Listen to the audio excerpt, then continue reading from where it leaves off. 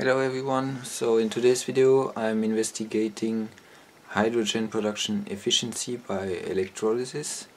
That's interesting for long-term storage of solar energy.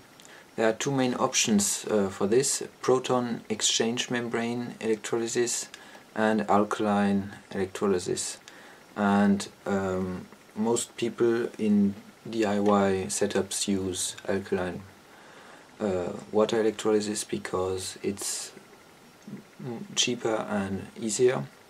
For example, this guy here, but he gets an efficiency of about 25%. I did the calculations. That's pretty low. So I will also go with alkaline water electrolysis because it's the cheapest one, but maybe in the future I will do tests on proton exchange membranes because you can find some kits on AliExpress for $100 or something. Both methods should have an efficiency of around 60%, and I want to find out if the distance between the two electrodes will have an impact on efficiency and production rate.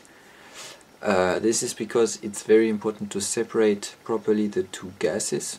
Often it's made by putting a kind of membrane in between the two electrodes, but by putting them wider apart, it's more likely to properly separate the gases. So for experimentation purposes I've done these two boxes here. Let me show this. So these are half open boxes with a hole at the top, and so the gases will collect here and go out through the hole, and here I've put a hose on it to collect the gases. With this setup I will be able to put them closer together, wider apart, maybe put them reverse like this with plastic in between and see what happens. In order to measure the produced volume of hydrogen, I will use a graduated cylinder that I will fill with water and put upside down into a bucket of water. During the reaction, the bubbles of hydrogen will collect at the top of my graduated cylinder, and after a certain time I will be able to read how much milliliters of hydrogen had been produced. Alright, so here's my setup. I've got 4 liters of sodium hydroxide solution here. It's at a concentration of 5 moles per liter. That's about 200 grams per liter, or 20%. Probably potassium hydroxide would have been better, but I didn't have some, and this is much cheaper and easy to get. It's pretty aggressive, so I should wear gloves, but I don't have any. Hydrolysis should begin at 1.6 volts, but I will maybe try out 2 volts to be sure to have a certain value, and then we'll see if we shift the voltage, if it has an impact on efficiency also. At the beginning I had a problem with my setup because the water level here above the two plates has to be greater than the water level in the collecting vessel in the bucket of water. That's just so that the bubbles will be able to push down into the water in the bucket and go up again. It was not a big deal. I had just to add a little bit of water in the electrolyzer and remove a little bit of water from the bucket. At the beginning I've made a few tests with the spacing between the electrodes of 10 centimeters. This allowed me to see that at 2 volts there is quite no current going through the electrolyzer, and so I've tried different voltages just to see how the amperage would change in function of the voltage. So here you can see the graph. You see it's approximately linear, and the reaction begins at about 2 volts.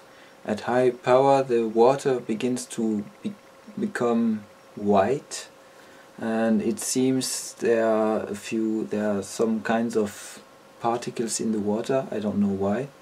After that I begin the real measures, also with a spacing between the electrodes of 10 centimeters, where I measure the production of hydrogen in a certain amount of time. So I measure the time, I measure how much hydrogen has been produced. So that's pretty much exactly 81 milliliters. And I measure the amperage and the voltage, and this allows me to calculate the hydrogen production rate and also the efficiency of the electrolyzer.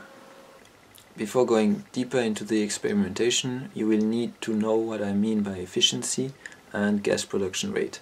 So the gas production rate is simply how much gas you produce per hour or per time unit. This will likely be linked to the amperage and voltage. We'll see how it is linked.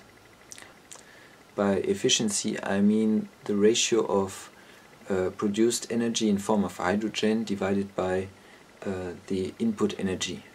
1 liter of hydrogen gas will have about 3 watt-hours of energy content, and the input energy will simply be amperage times voltage times the time, and will also be expressed in watt-hours, for example, or watt-seconds. So for this first measures with a spacing of 10 centimeters, we can see that the efficiency is around 50%. The maximum has been at 70%, 71%, but this is with a very low amperage of 0.26 amps. If we take away these two values, 63% and 71%, where the amperage was very low, we get a maximum efficiency of 55% and a lowest efficiency of 39%.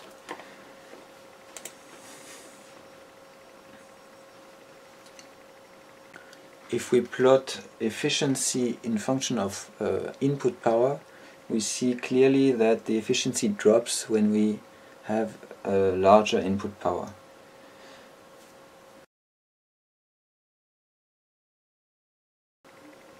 Let us now go further and see what happens if we put the two electrodes closer together. In my case it's about 3 centimeters of space in between. It's quite difficult to put them close together, to move them. I need pliers to move them because I don't have gloves.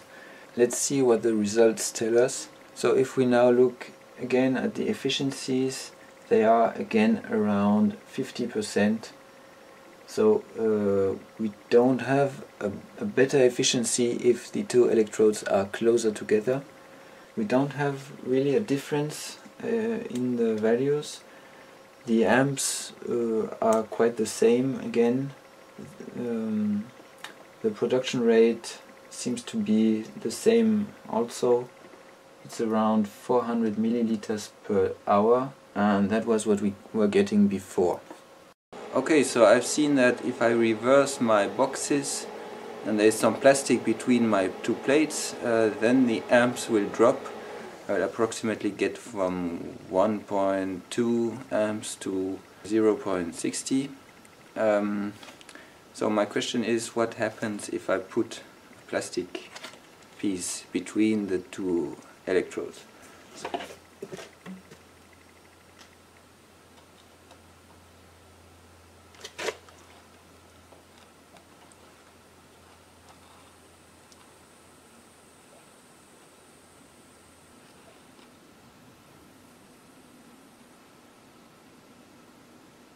Okay, so it seems to me that putting a plastic piece between the electrodes has really an impact on the production rate of hydrogen, but not necessarily on the efficiency.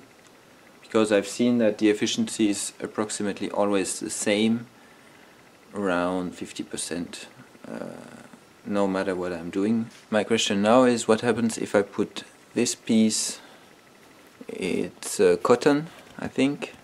I wanted to know if that kind of fabric could prevent the gases from going from one side to the other, and it seems to be true. I've tried to encapsulate bubbles of gas with this piece of cotton fabric, and the gas doesn't go through.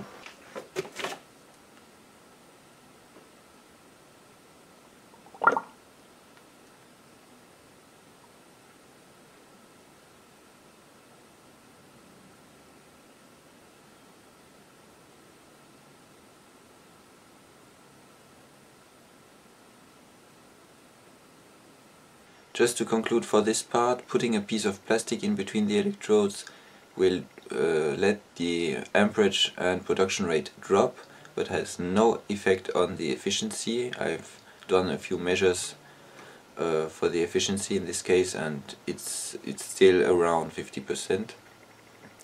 But putting a piece of fabric between the electrodes will have no effect at all on production rate and amperage, and the efficiency stays also the same. That explains why people often use a kind of fabric to separate the two gases. Often it's a fabric made out of nylon, because nylon will not be dissolved by the alkaline solution. It's kind of surprising for me that the efficiency is not dependent on the space between the two electrodes. I was expecting a drop when I put the electrodes further apart, but that's not the case. I mean, with my measures I can't see it, so I don't know. Maybe it's due to the small currents and power input that I put through my electrolyzer. For the end, I've taken all my data and I've plotted the graph production rate in function of amperage.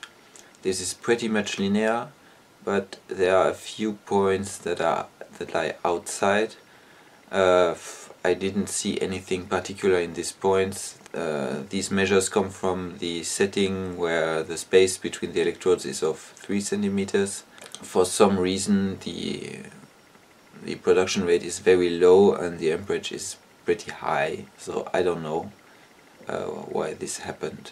I've also plotted the graph of efficiency in function of input power, and again we see that the efficiency is dropping when we put more power into the electrolyzer, which is not surprising for me.